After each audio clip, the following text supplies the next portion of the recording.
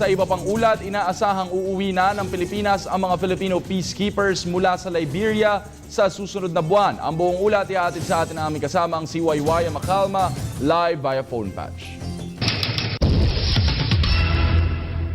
JC, ilang buwan matapos ipag-utos ng pamahalaan na ipupull out ng mga United Nations peacekeepers sa Liberia at Golan Heights, ay ngayon pa lamang nakakuha ng go signal na maaari na makauwi ang mga peacekeepers na nasa Liberia ngayon. Nagdesisyon ng AFP na kailangan pagbalikin ng mga Pinoy peacekeepers dahil sa lumalalang sakit na Ebola virus. Sa November 10, nakatakda umuwi ang mga peacekeepers na nasa Liberia. Aabot sa 110 sundalong Philippine contingent ang nasa Liberia ngayon, na ilang buwan na rin hindi pinapalabas sa kampo ng United Nations. Dahil sa patuloy na pagtaas sa mga namamatay sanhi ng Ebola virus, ayon sa World Health Organization, umaabot na sa higit 4,000 katao na ang namamatay dahil sa sakit.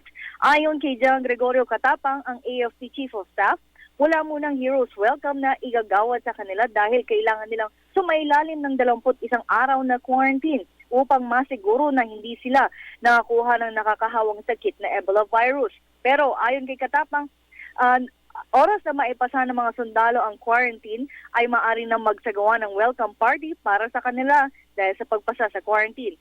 Samantala, JC, dakong alas 9 ng umaga kanina ay sinalubong ni Katapang ang ika-17 Philippine contingent to Haiti sa Campo Aguinaldo.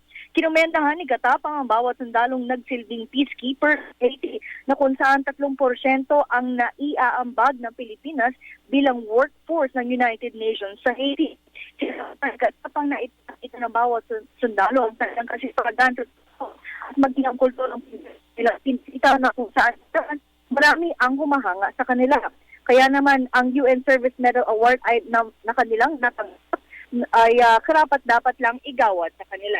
At yan muna ang pinaka-latest para sa Telebisyon ng Bayan, Waywaya Macalma.